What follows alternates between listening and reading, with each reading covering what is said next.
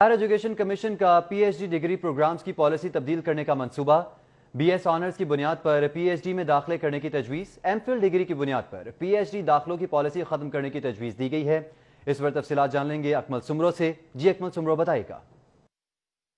जी बिल्कुल, ये बहुत बड़ा फैसला होगा अगर हायर एजुकेशन कमीशन इस पॉलिसी की मंजूरी दे देता है। कमीशन का कल इजलास मुनक्किद होगा। इस इजलास में बाकायदा तौर पर इस एजेंडे को रखा गया है और एजेंडे की तमाम दस्तावेजात जो हैं वो हमने हासिल किए हैं।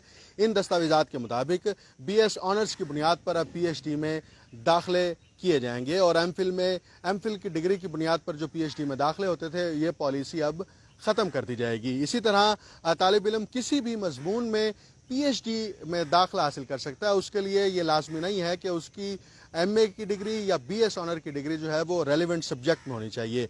इसी तरह पीएचडी में दाखिलों के लिए गैट सब्जेक्ट का जो टेस्ट लिया जाता था इसकी शर्त भी ख़त्म करने की सिफारिश की गई है और पीएचडी का कोर्स वर्क का दौरानिया 1 साल से बढ़ाकर 2 साल मुकर्रर करने की तजवीज़ दी गई है। इसी के साथ यूनिवर्सिटियों में पीएचडी प्रोग्राम के लिए जो इवनिंग और ख़ास तौर पर वीकेंड क्लासेस हुआ करती थी उस पर पाबंदी आयद करने की सिफारिश की गई है और इस एजेंडे में इसको शामिल किया गया है।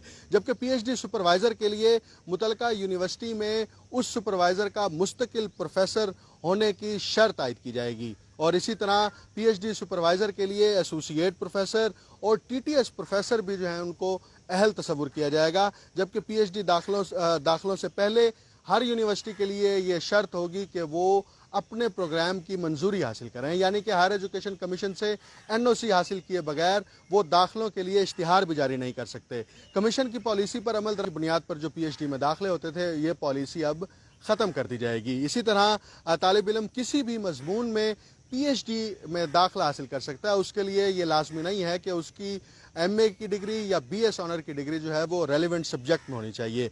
इसी तरह पीएचडी में दाखिलों के लिए गैट सब्जेक्ट का जो टेस्ट लिया जाता था इसकी शर्त भी ख़त्म करने की सिफारिश की गई है और पीएचडी का कोर्स वर्क का दौरानिया 1 साल से बढ़ाकर 2 साल मुकर्रर करने की तजवीज़ दी गई है। इसी के साथ यूनिवर्सिटियों में पीएचडी प्रोग्राम के लिए जो इवनिंग और ख़ास तौर पर वीकेंड क्लासेस हुआ करती थी उस पर पाबंदी आयद करने की सिफारिश की गई है और इस एजेंडे में इसको शामिल किया गया है।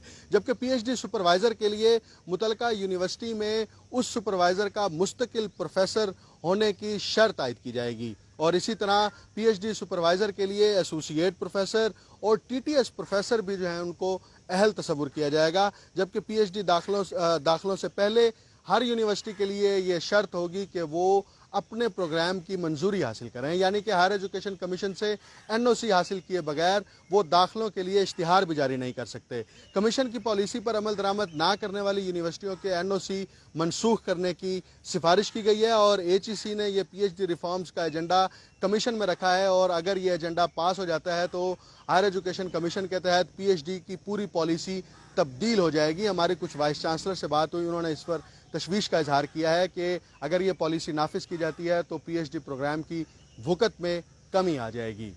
जी अकमल, बहुत शुक्रिया आपका।